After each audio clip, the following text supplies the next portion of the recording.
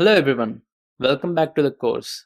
Today in this video, we will be learning about the transactions, how to sign a transaction, what is the value involved in this transaction, the gas value, gas price and more. There are two different transaction methods, that is send transaction and call in Web3 of JavaScript. What are transactions? We have created our token contract recently in the previous video, right? Well, that contract is a ERC20 standard, and the tokens which follow these standards are called ERC20. Well, if you don't know what the ERC20 standards are, you can check the link which I have mentioned here.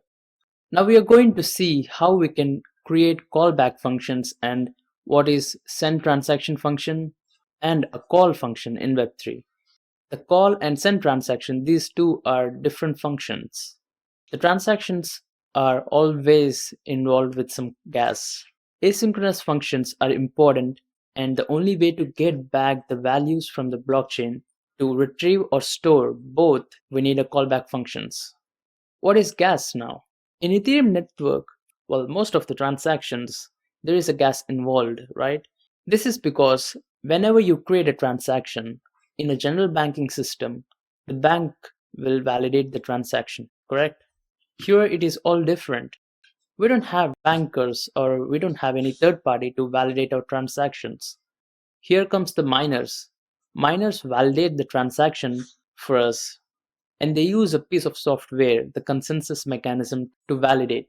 This gas is sent to the miners. Whenever a miner validates a transaction, the gas goes to that miners as an incentive. In Ethereum network, we can pay the gas with Ether or our tokens. Here is an interesting question to you. If we can pay the gas to the miners using our tokens, then why do we need Ether? This is the main reason why the Ether's value might decrease or decrement in the future. We don't need Ether to pay miners when we can pay with our own tokens, right? Well, this is a huge topic to discuss later on some other time. But for now, let's focus on the miners, the gas, the incentives. The incentives to the miners is sent via our Ether or the tokens which we use. The more the gas you give, the more probable your transaction will occur or gets validated. Here, let's look at the code. We have our ABI here. Here I'm not going to discuss about ABI in detail because we already know now. ABI is used for letting the program know what all functions are present, what are the parameters of it, the input and output parameters. This lets the program know what all functions we have and what all functions we invoke. Here, as you can see, we created an asynchronous function called setting. We create an asynchronous function by using the keyword async, and inside the function, we used await followed by exhi. Exhi is nothing but the smart contracts instance. The contracts instance, and set entry is nothing but the function which is present in the smart contract. By now, you guys might be wondering, why do we have a function inside a function? Well, for starters, we can't directly invoke a contracts function. We need to invoke it through some other function. Here in this case, the JavaScript's function setting. Here you can see that there is a keyword await followed by the contracts instance and then the function which is present in the contract. After that, we have a method which is called send transaction.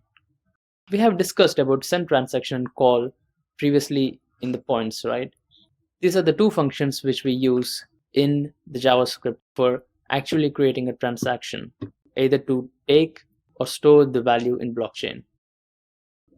The send transaction, like I said, will take the gas value and it will give it to the miners. Here in the send transaction, you can see the parameters.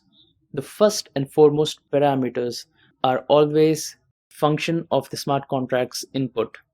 What does that mean is you have to give the input parameters first in the send transaction function, and then comes the parameters for the address, the gas value, that means the gas price, the actual gas, the limit, and then comes the fallback function. As you can see here in the highlighted area, I wrote the input parameter for the setEntry function and then the from address to which we're going to send the value actually. Then comes the gas price. We set the gas price to WEI using the method toWEI. We gave the value 50 GWEI and the actual gas limit as 5 followed by all the 6-digit zeros. After that comes the callback function. In this, we mentioned that if at all this function gives an error, then show me that error in the log, or else give me the result of the function. In a nutshell, this is what an asynchronous function is and how to invoke a function from the smart contract. Now let me tell you an example what is the difference between send transaction and a call. In a send transaction, as you can see here, we'll always need some gas value for a transaction to occur because ultimately this transaction will be validated by the miners and the miners do need incentives. That is why we give the gas price to a transaction. Like I said in the previous video, a gas is nothing but incentive to the miners. The more the gas you give, the more likely your transaction will occur fast. That doesn't mean that you have to give literally 1 or 2 ether. That is too much. Generally, a gas is pretty low. On an average, for an ether transaction, it'll be around 50 to 60 GWEI for a transaction. In our next video, we will be learning about alternate solutions, how to deploy a contract, the token contract,